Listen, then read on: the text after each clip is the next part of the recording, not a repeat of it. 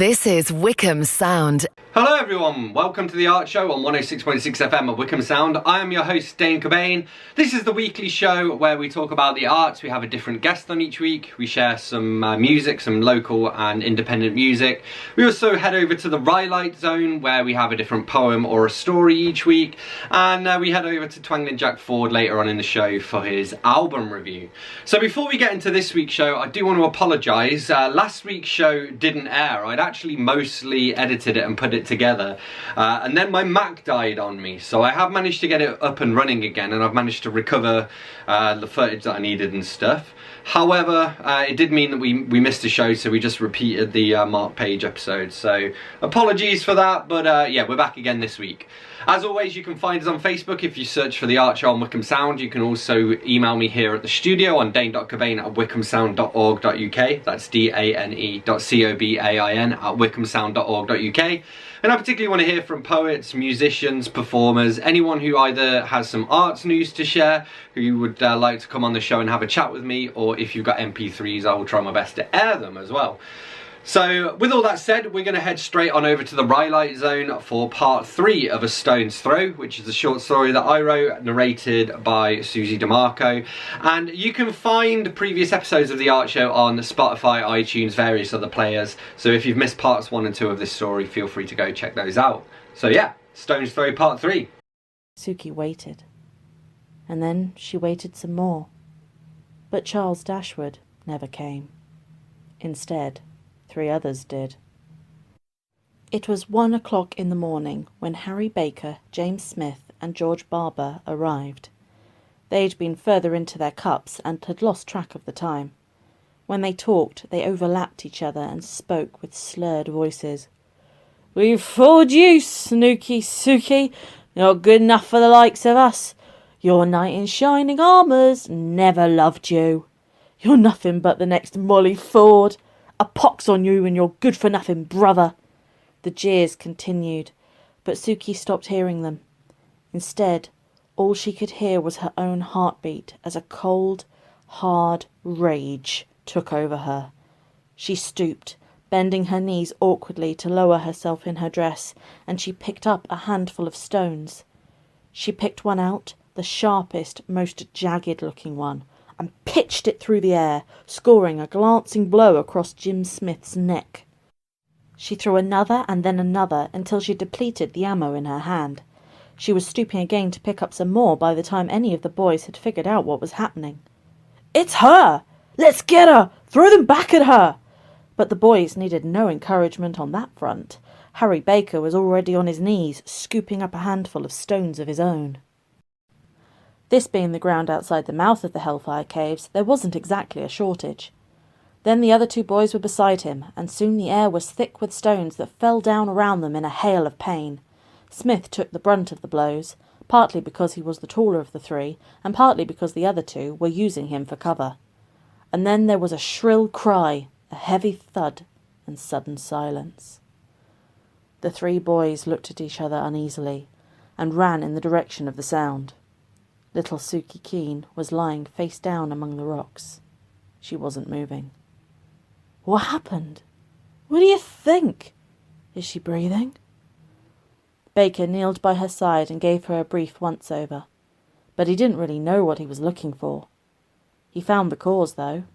One of the rocks had caught her a good one on the side of the head, rending a gash across her temple and sending her tumbling to the ground.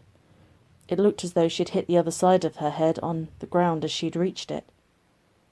"Well, is she breathing? Give a man some space."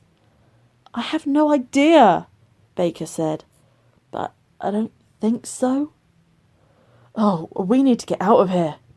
"But what about Suki?" "What about her?" "We should take her back with us, right?" "No," Baker said. "It's too risky. Someone might see us. We'll leave her here at the mouth of the cave. If she comes to, she can walk home. And if she doesn't, well, no one need know we were here." And so the plan was formed, and Baker removed a knife from his pocket and cut each of them on the palms of their hands. They pressed their hands together in turn to seal their oath and to promise silence. Then they went home. In the morning, a sad sun dawned over West Wycombe, and the rains came down like the rage of a vengeful god. Little Suki wasn't found until the afternoon, when a couple of the children found her body during a game of hide-and-seek. She was soaked through to the bone, her china-white skin and her best dress making her look more like a ghost than a physical being. The children raced into the village and started screaming for help, and within half an hour the bells were ringing and the whole community had poured out into what passed for a village square.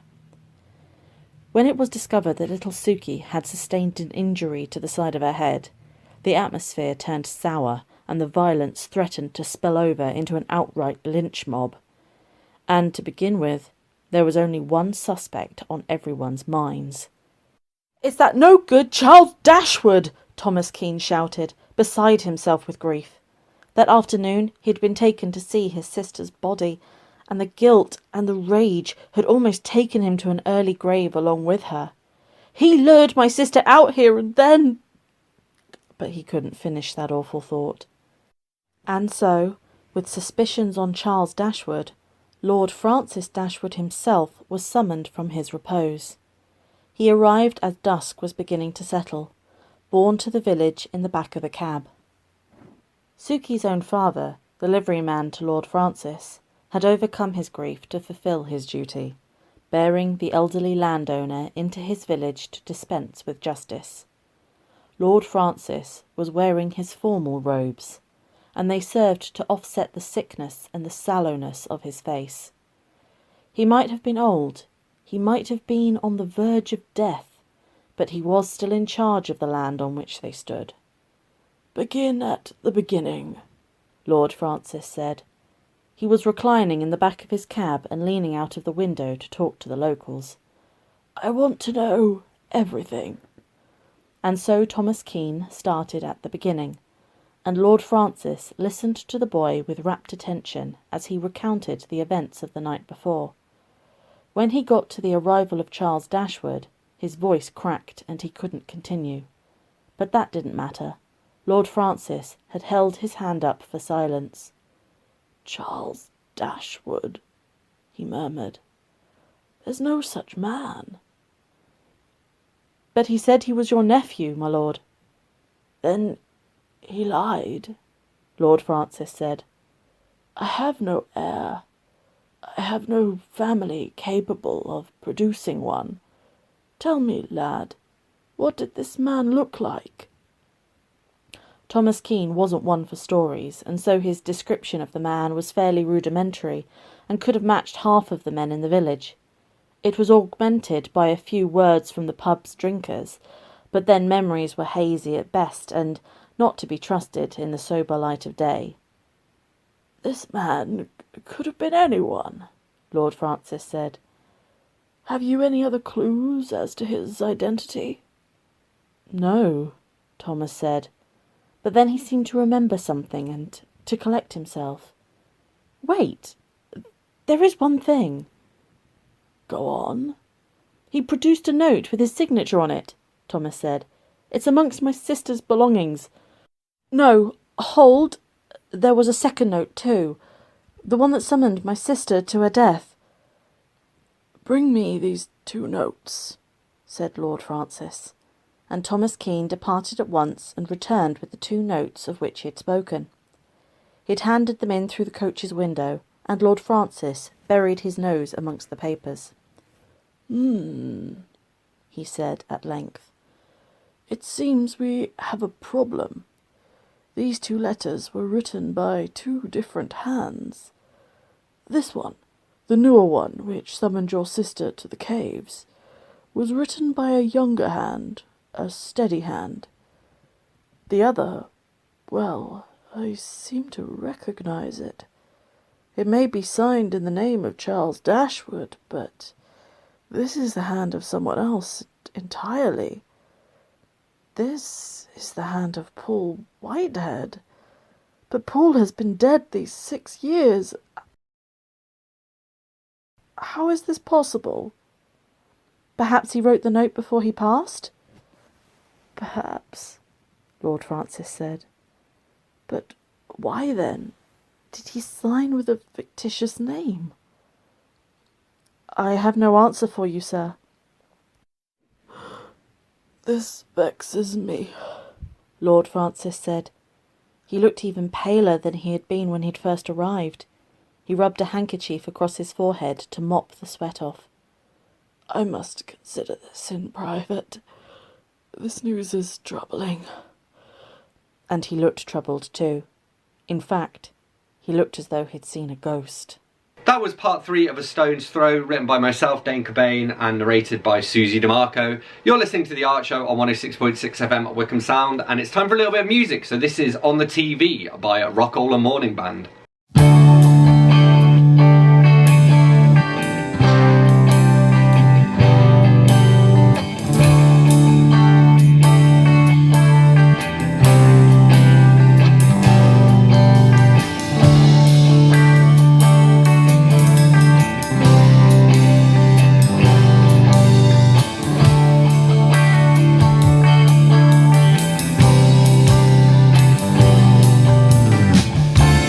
Took my thoughts and made them louder to amplify the way I felt. Took my tone and made it rounder. Can you imagine what a blow you dealt?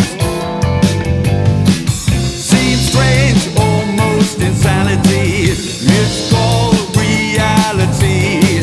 Seems odd, almost derisible. Scratch tubes on the TV.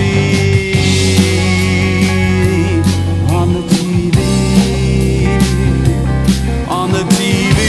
Ooh, on the TV. We'll keep on fighting till we've won.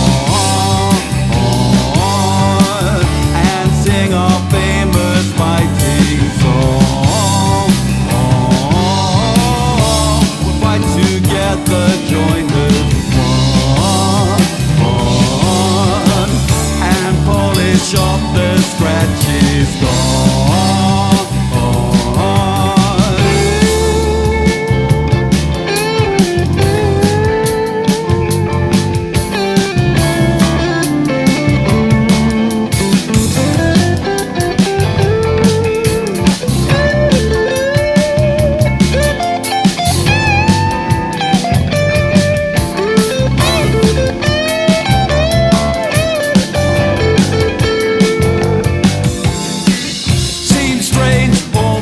Insanity, it's called reality. Seems sad, almost derisible. Scratch tubes on the TV. On the TV. On the TV. Ooh, on the TV. We'll keep on fighting till we won. Sing our famous fighting song. Fight together, join the one, and polish off the scratches gone. Took my thoughts and made them louder to preempt the fall of pride. Made me so much wiser and gave me a safe place to hide. Seems strange, almost insanity. It's called reality. Seems odd, almost derisible. Scratch tubes on the TV. On the TV. On the TV, ooh, on the TV. We'll keep on fighting till we've won, and sing our famous fighting song. Fight together, join the fun. And polish off the scratches gone.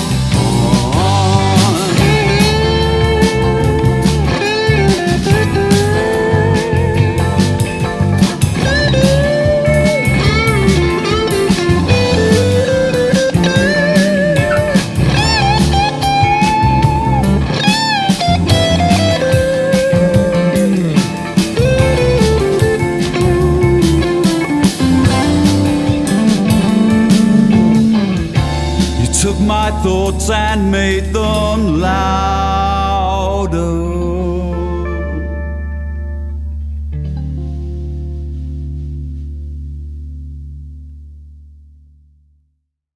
In the future, you'll be able to watch TV on your microwave, 3D print yourself a personal butler, You rang, Mom? and get fit by just looking at a treadmill. OK, maybe not that. But wherever the technology does go, radio will go there too. Because Radio Player is working with the world's leading car and tech companies to keep radio out in front. Radio Player. In the car, in the home, in the future. Find out more at radioplayer.org. Someone on your street, at your supermarket or in your park is highly likely to have COVID-19. This is a national health emergency. Around 1 in 3 people have no symptoms and are spreading it without knowing. So it's critical we stay home.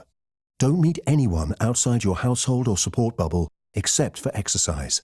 Only go out if it's essential. Stop the spread. Stick to the rules. If you bend the rules, people will die. Stay home, protect the NHS, save lives. Hiya Bucks! That's not just me saying hello. Hiya Bucks is a magazine and website for Buckinghamshire, exploring the county, seeing the sights, meeting the delightful people and keeping up to speed with what's going on. We support local artisan producers, visit tiny libraries, meet ballet dancing estate agents and give away bottles of gin. Can you bear not to join in? Follow Hiya Bucks on social media. For daily readings, go to hiyabucks.com and look for the free Hiya Bucks glossy magazine.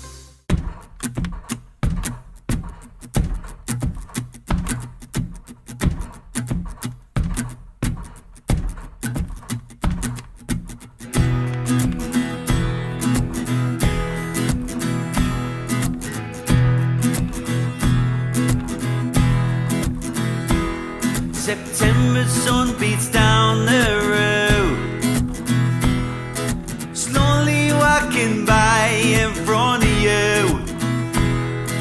The gal was smoking the side an espresso. Take it all in slow, 'cause Parisian girls, they knock me out. Parisian girls, they knock me out. In the sunny streets of Saint Michel, city's beating heart is alive and well, running up tabs of Beaujolais. I find myself a mademoiselle who wants to play, 'cause Parisian girls, they knock me out. Parisian girls, they knock me out. Parisian girls,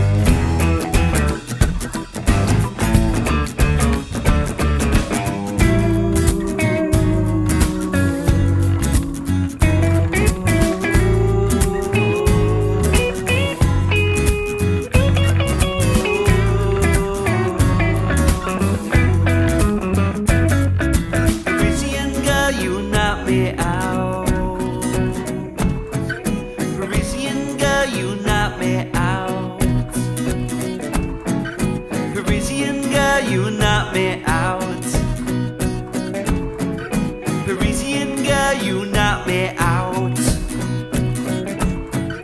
She-walk. Parisian girls, they knock me out. Parisian girls, they knock me out.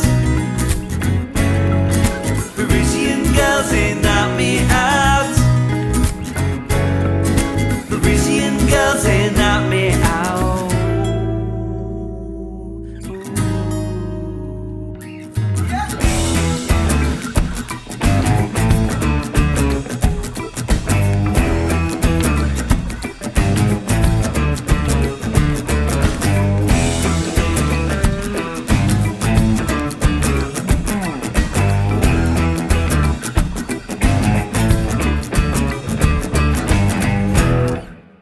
That was Parisian Girls by Maz Manzini. Before that we had On the TV by the Rockola Morning Band. You're listening to The Art Show on 106.6 FM Wycombe Sound. I'm your host Dane Cobain, and I'm joined by this week's guest, who is Pam Elise Harris, who is an editor and author. She's actually the editor that I work with in my books, and so this was a lot of fun to do. So over to Pam. What was the last book that you read, and what did you think of it? It was so it's a middle grade fantasy book. Doc W and the Cursed Undersaw, which it kind of reminds me of Harry Potter a little bit. But yeah, so I'm currently I'm coming back and forth with the author on that, on the comments on that one. Yeah. Cool. And so because one of the reasons I want to speak to you is to kind of get a bit more of an idea, I guess, of what it's like to be an editor, because I try and talk to a range of different people, and I think you're the first editor I've spoken to. So I guess, can you start with why is it so important for authors to work with an editor? Because authors will become blind to certain things after a certain amount of time. You read it, you fix it like a million times, and you think you understand it. You think everyone else is going to understand it. And then you send it to someone else, and they're going to tell you like all these things you never saw before. The best lesson I ever had as an editor was from being an author and having my book edited. Because you learn so much from the process. Like, for example, authors actually like positive feedback. I only thought you would talk about the things to fix. Yeah. But no. Authors actually like positive feedback. I did not know that until I was on the other side. Which, I mean, it seems obvious. But like, the other thing with editing, why editing is so important, is like, it's all about clarity. You want to make sure the reader is going to understand what you're saying. It's another perspective. One of the things that's really invaluable to me as a writer is my critique group. Because you can submit something to them and you'll get 7 to 10 different opinions on stuff, and you get a lot of great feedback, a lot of great ideas. So it's always really important to get someone else to look at your work. Yeah, it's interesting because what you just said there, one of the benefits that I find from having you as my editor in particular is that because you're American, so I'm British, so I write things and approach things with a very British point of view, and so it's quite a good sanity check. You'll pick up on things like maybe a cultural reference that doesn't carry, that I wouldn't even know, because I would just assume that I guess everybody knew this little bit of trivia or culture or whatever. So I think it really helps to get this sort of second this second person looking at it, basically a second point of view, I think. For me, I edited a lot of people in different countries. At one point, I had one author that was American. That was it. So in editing for people in other countries, it keeps me on my toes because it's like British English. Okay, so looking for these references, no serial comma, all that stuff, and then Canadian, that's totally different bag too. It's like editing for those people in different countries, and you learn about the other countries too, like what's popular there, how things work there. Yeah. Cool. And so how did you get into editing? Were you editing before you and I'll talk to you a little bit about your own writing as well, but were you editing before you first worked with an editor, or at what point did you start editing yourself? Okay, so I was early mid-20s. I was temping to try and find a job.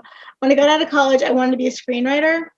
So if you've ever worked in film, those jobs are few and far between. So temping was actually a really good way to get work while still keeping my schedule open in order to do with film projects. Well, I got sent this temp assignment to Cambridge University Press, where I was put in the English language teaching department.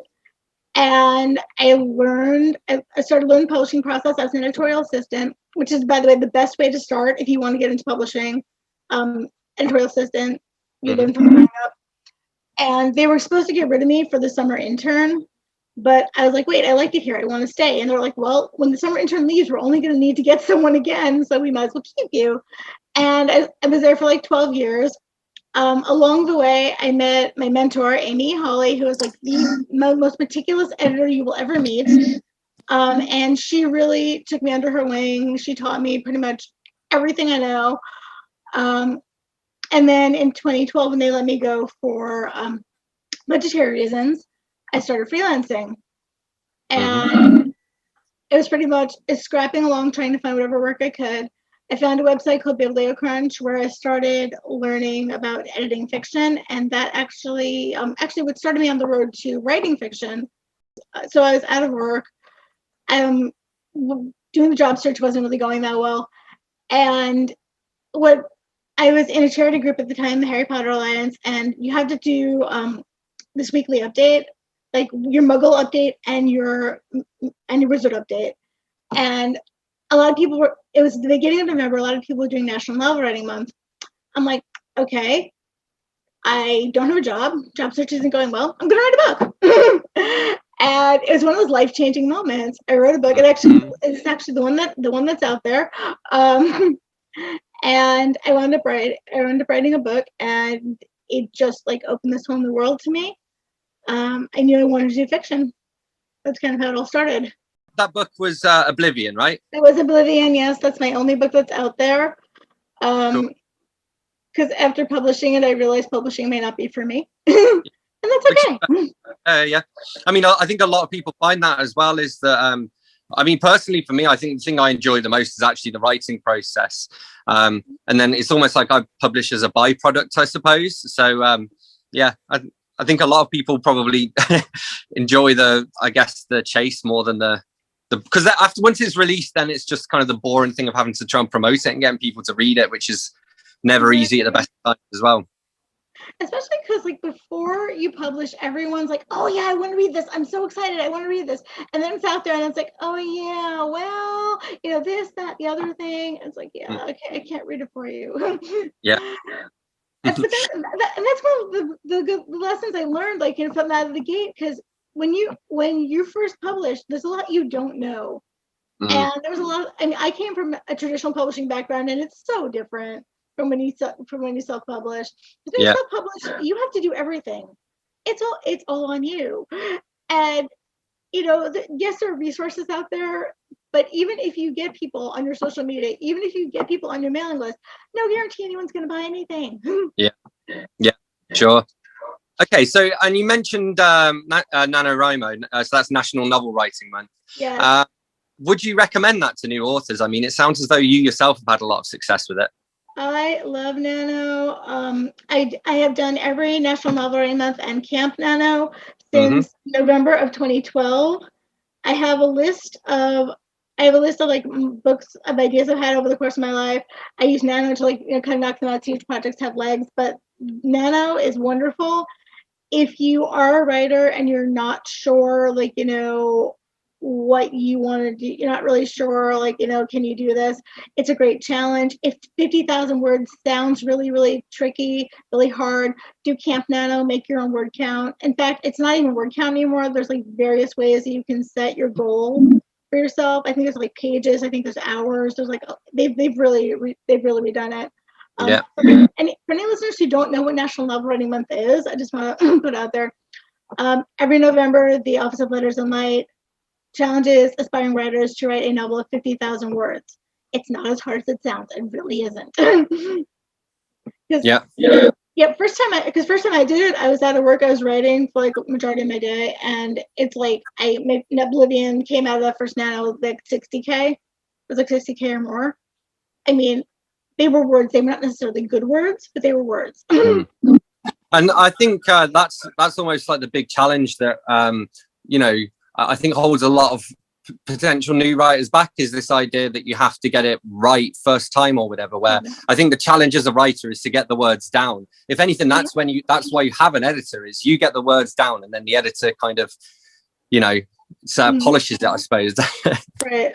But what I always say is never send a first draft out to anyone. Read it through, because like first drafts are meant to be bad. First drafts are not meant for human consumption. First draft, just like let it out there, be bad, whatever. Then go through it and fix everything. Because like some people, they're plotters, they can get it right on the first try. Great. I'm a pantser, so I go blank screen. I just go for it. And so yeah, my first draft's not worthy of anyone seeing.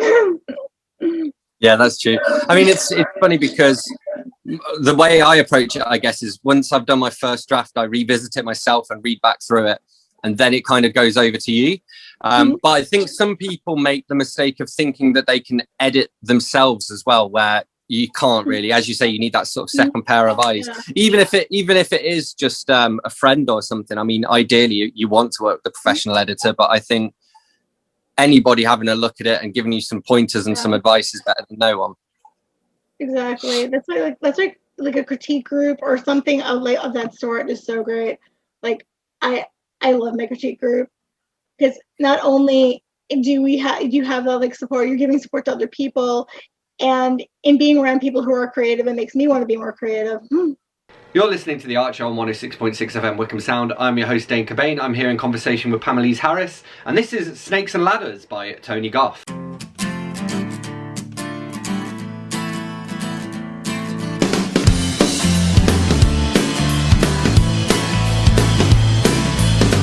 My life is like snakes and ladders. I'm on the top and then I stagger. Failing life, failing friends. This radio won't be good and now. Won't be good and now. My life is like Pluto, just trying to find screw me. Go fish and see what you might find. Battleships, see if you survive. Survive.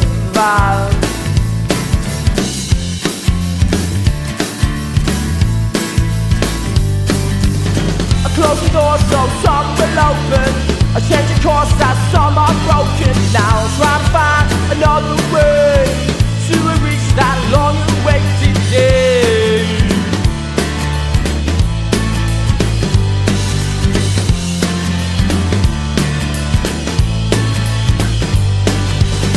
My life is a charade, stuck in the mud in this constant day.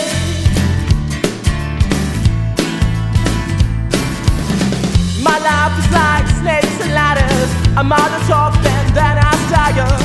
Go fish, see what you might find. Battleships, see if you survive. Survive.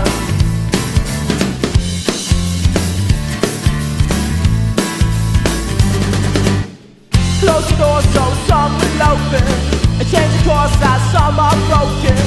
Trying to find another way to reach that long-awaited day. Long-awaited day.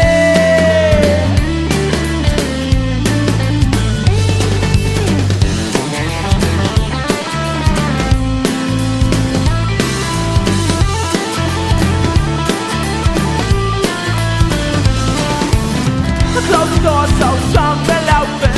I change the course as some are broken. Now trying to find another way to reach that long-awaited. I close the door so some will open. I change the course as some are broken. Now trying to find another way to reach that long-awaited day. That was Snakes and Ladders by Tony Goff. You're listening to The Art Show on 106.6 FM Wycombe Sound. I'm your host, Dane Cobain, and I'm here in conversation with this week's guest, who is Pam Elise Harris. Over to Pam. You mentioned Harry Potter earlier, and one of the things I wanted to talk to you about is, I suppose, your like geekdom interests. So I wondered if you could tell us about a few of the adventures you've been on, because I know you've been to a few cons. You've met at least one Doctor Who. How many Doctor Who's have you met?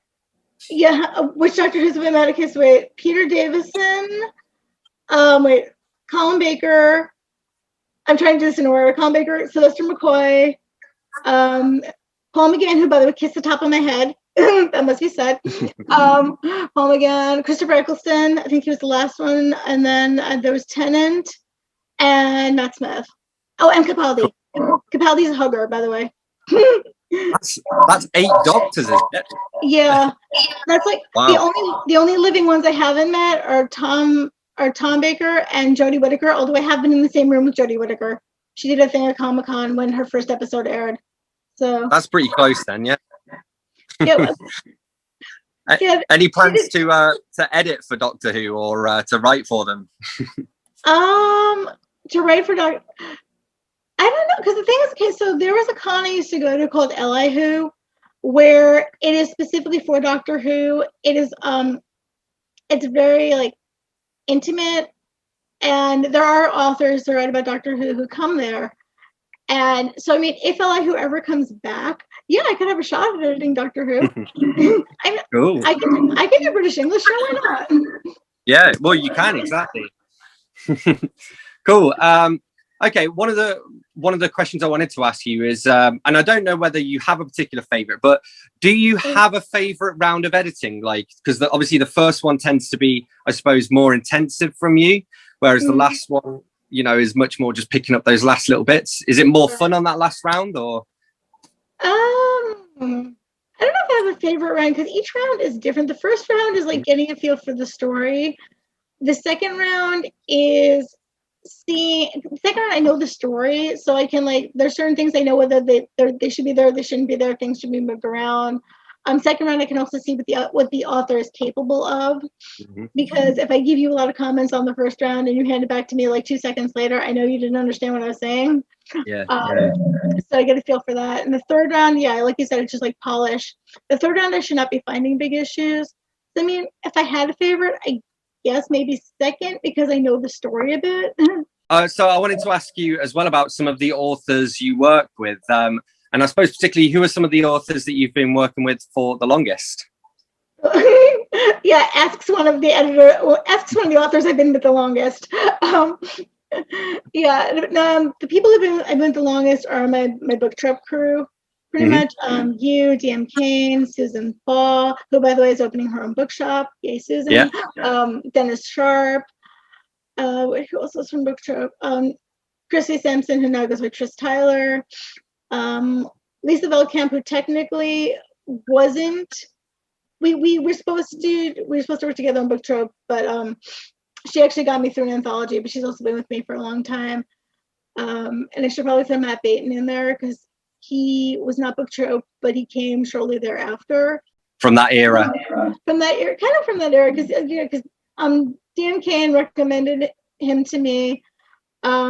And then there was another website I used to like called Writerly, but they went down. But I got another author, Hans Bladorn, from them. And here it's children's books. Well, we worked on one children's book, but he's mentioned a sequel. Cool. And what about some of the newer authors that you started working with? Okay, so some of the newer authors, Janelle Mohammed, she just released Rise of the Rainbow Tribe not too long ago. It's in Canadian bookstores. I've seen the pictures. What else have I done? Dante Lupinetti just released Soul Reader Book 1 that came out not too long ago. That's a thriller with a Christian twist, kind of, sort of. Yeah. Cool. So how many books would you say that you've edited are now out and on sale? How many books I've edited now that are on sale? Oh, wow. A lot. I mean, like, I can't, because, like, how many have you and I done now? It's like we've done 5, 6, something like that. Something like that, yeah. And Susan's like been at least that. Gemma's like about 5. Dennis, I can't even count it. So, like, I feel like I'm always working with him. Matt, there has been, so we did, I think, 3 months to Matt, I think 5, but that sounds low. Hansby, the Usher, and Zoe. That one, that's just one. But we also did a textbook with him and his brother, the fallacy detective. That one's out. It's Fallacy Detective Workbook is what it's called.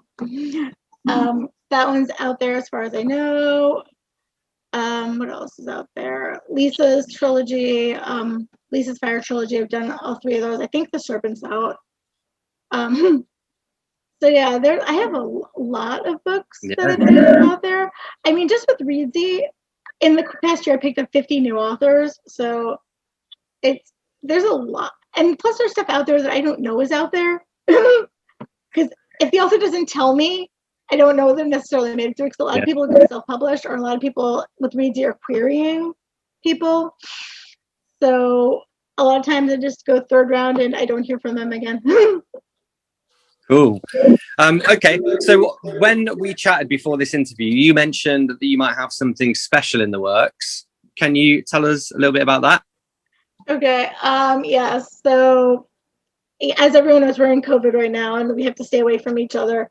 So, my business partner Dennis Sharp came to me, and he says, "You know what? I have a COVID-friendly project in mind. What if we did a series of audio dramas?" And I'm like, okay, sounds good. We're basing some of them off his stories.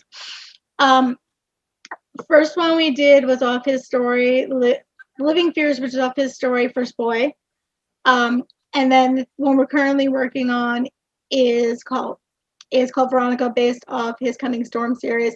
But it's not like an exact replication of the book, because it just goes into, it's like they're different animals, but it's like based on it. And yeah, so we're working on that, right? We're working on that one right now. So audio drama. and the best part is everyone records in their own studio, so it's all COVID friendly. Yeah. Cool.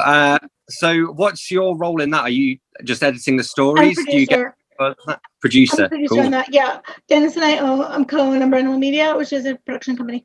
Okay, and for yourself, do you have plans to do any more writing yourself? I suppose the next Nano or Camp Nano, you'll probably be taking part in some shape or other. Yeah, I will be doing Camp Nano in April. I don't quite know what I'm writing yet.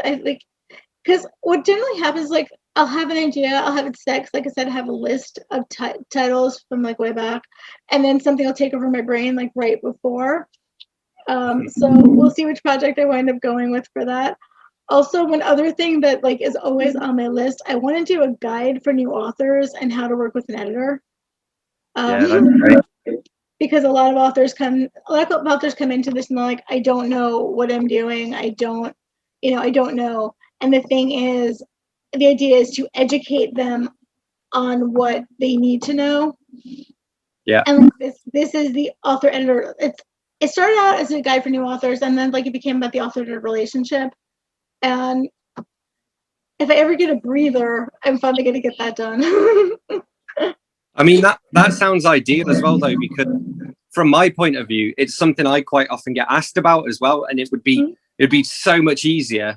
Like, I'm sure pretty much all of the authors you work with all get asked, where can I find an editor, or what does the publishing process look like if you self-publish, which generally get it edited, So it would be useful to have something like that we can all point to and say, this book's got you covered, Yeah, and it's like a lifetime of experience in there, but also I want to talk to other authors and other editors to get their experiences in there as well. Yeah, and for sure. It's meant. It's like I have all these plans for it. I just need time. Time's so hard. Yeah. Yeah, for sure. Well, it's because you're working with so many projects, because you've got so many editing gigs on the go. Yes, I know. It's like I got on Reedsy. It was like December of 2019, and it just exploded. I say it's like Book Trip on crack, because like Book Trip, I was constantly getting requests and stuff, but it was like nice, slow process. With Reedsy, it's like I can get like 4 requests in a day, and it's like okay. But but with all the people that are having problems with financially because of COVID, this is a good problem for me to have. Yes, for sure. Yeah. Cool. Okay, and just one last question to end on, which is, where can people follow you to find out more? Okay, so I am on Facebook, author Pam Elise Harris. That's probably the best way to get me because I live on Facebook. If you want to email me, if you want to email me questions about editing or to ask about an edit, PamEliseHarris@hotmail.com is my email address. And if you want to know more about the audio dramas, we're on Facebook also, Official Unbrandable Media, I think. I think that's it. People will be able to find it, I'm sure. Yeah, if you find me, I can direct you to the right places. Thank you very much, Pam Elise Harris, for joining me. You're listening to The Art Show on 106.6 FM at Wycombe Sound.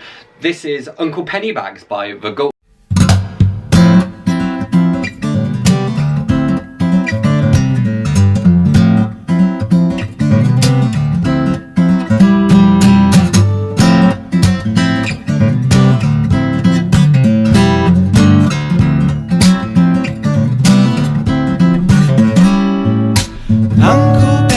Comes to mind, he's got a proposition I can't decline. The game he runs will make me mighty fine.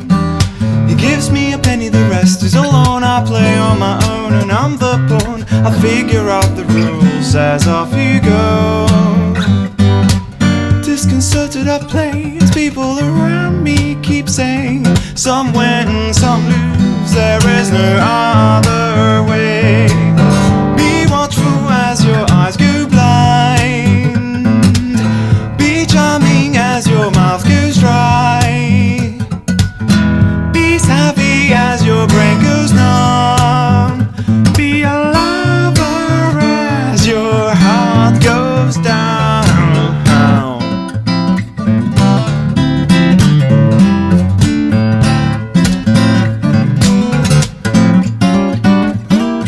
I get accustomed to the sound of the dice I trade. I deal, it even feels nice, but it's nowhere near enough. I must play twice. The rent goes up, I'm kicked out of Brick Lane. By the time I'm in Strand, I'm read by 10k. Just one more chance, no go, I'm thrown in jail. I lost all I had to the game, yet people keep saying some win, some lose, there is no other way. Be watchful as your eyes go blind. Be charming as your mouth goes dry. Be savvy as your brain goes numb. Be a lover as your heart goes down. The pyramid sits strong on our thieving mutual spite. I'm scathed by battles fought by hammer, sickles, dynamite. Burnouts and constant worries hardly equip us for a war.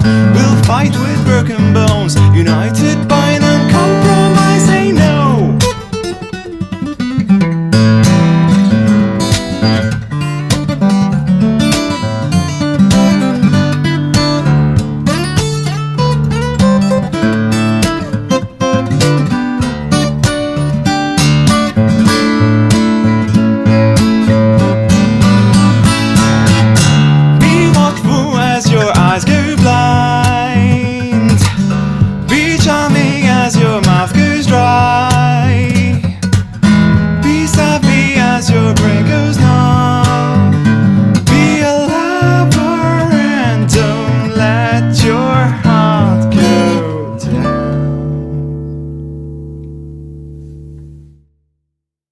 Someone jogging, walking their dog, or working out in the park is highly likely to have COVID-19. This is a national health emergency. Around 1 in 3 people have no symptoms and are spreading it without knowing. So exercise locally. If you're on your own, you can meet one other person. But keep your distance. Exercise, don't socialize. And wash your hands the moment you get home. Stop the spread. Stick to the rules. If you bend the rules, people will die. Stay home. Protect the NHS. Save lives. In the future, you'll be able to watch TV on your microwave, 3D print yourself a personal butler. You rang, Mom? And get fit by just looking at a treadmill. Okay, maybe not that. But wherever the technology does go, radio will go there too. Because Radio Player is working with the world's leading car and tech companies to keep radio out in front. Radio Player. In the car, in the home, in the future.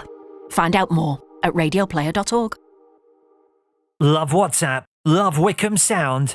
Use WhatsApp to message us. Just send your message to 01494 449900. Go on, give it a try.